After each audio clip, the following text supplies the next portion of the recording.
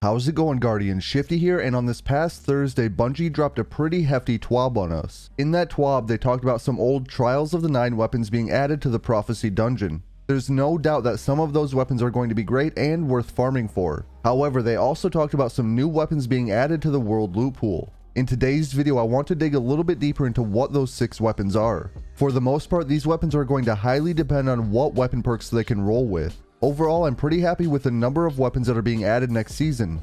Before I start going over the new world loot drops, if you end up enjoying the video, make sure to hit that like button, and if you're new to my channel, don't forget to subscribe as well. Alright, so the first weapon I want to go over is the sniper rifle being added. It's called Sheperd's Watch. So this sniper rifle is an adaptive frame, so if you want something to compare it to, you would look at something like a Dord, the Uzumi RR4, or the Long Shadow sniper rifle. If you think about the 3 sniper rifles that I mentioned, this is going to face some stiff competition. I know for PvP there's some people who love a Dord, and there's some people who love certain roles on the Uzumi sniper rifle.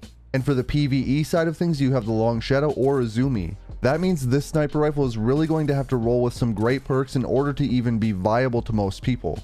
Unfortunately, even if this does roll with amazing perks, you're going to have the Uzumi sniper rifle, which you can get as an adept weapon, which can then slot adept mods. I'm sure this one will have its fans, as most sniper rifles do, but it will be an uphill battle. The next weapon I want to talk about is the Legal Action 2 New Monarchy Pulse Rifle.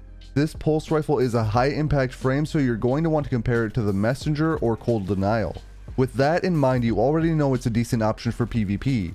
Not only that, but this one might roll with different scopes, and that could set it apart from the Messenger and Cold Denial. For this one, I'm hoping that it gets some really solid PvP perks. I would personally love to see something like Rapid Hit or a damage dealing perk here.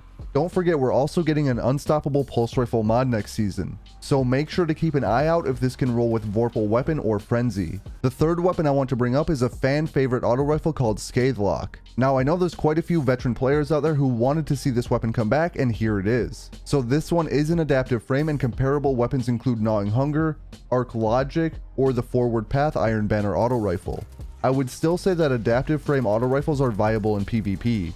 With that in mind, I would make sure to keep an eye out for any PvP rolls on this weapon when it drops in the next season. I also want to point out the fact that the only anti-barrier mod we'll have next season is for auto rifles. So this will be another option you can throw in your arsenal for barrier champions. Again, we have no idea what perks Bungie is going to add to these old weapons. On top of that, we don't even know if they're adding new perks next season, and some of these old returning weapons could have some of those new perks as well. So all 6 of the weapons being added to the world loot pool could be rolling with new perks or old favorites. The 4th weapon they're adding to the world loot pool is a solar hand cannon called Annual Skate. This one is an adaptive frame hand cannon, or better known as a 140 RPM hand cannon. With that in mind, this weapon is going to be in a similar boat to the sniper rifle. There's already so many great 140 RPM hand cannons that this is going to face some tough competition. Of course, people are going to want to get their hands on one to try out in the Crucible depending on the weapon perks. But those weapon perks are really going to have to stand out in order for this to be a solid option. But don't forget, hand cannons are getting a PvE buff to minor enemies of 15%. So even if this one can't compete in the Crucible, I would keep my eye out for any solid PvE perks. The last 2 weapons that are being added to the world loot pool, I don't actually have a copy of the old version in my collection. That was actually kind of surprising to me, but there are comparable weapons that we can look at. So with that said, one of the weapons being added is an ARC scout rifle called Contingency Plan. This is an old dead orbit scout rifle, and it's a viced rapid fire frame. That means it's a fast firing scout rifle, and it does fire in full auto. Now for this one, I did have a comparable weapon in my collection called Black Scorpion 4 SR. That's also another viced rapid fire frame, and it's going to play similarly to the Contingency Plan. There aren't that many rapid fire scout rifles in the game, and with a 15% damage boost to minor enemies, this could be a fun option in PvE. You also have to keep in mind that these rapid fire scout rifles are basically slow firing auto rifles with a little bit more range. The only downside of it being basically a slow firing auto rifle is it doesn't benefit from the auto rifle anti-barrier mod this season. And scout rifles aren't going to have any anti-champion mods this coming season at all. I would still keep my eyes peeled for a decent one for future seasons. The final weapon being added to the world loot pool is called Spoiler Alert. It's an old Vanguard sidearm, and it's a lightweight frame.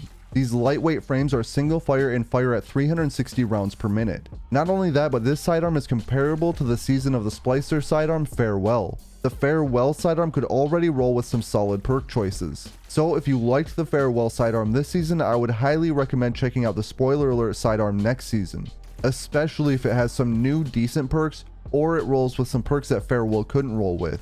Alright, well I hope that you enjoyed my breakdown of the new Season of the Lost World loot pool weapons. Let me know down in the comments which one you're looking forward to the most. Now, if you did enjoy the video, make sure to like and subscribe. I just want to thank you for watching and I'll catch you on the next one.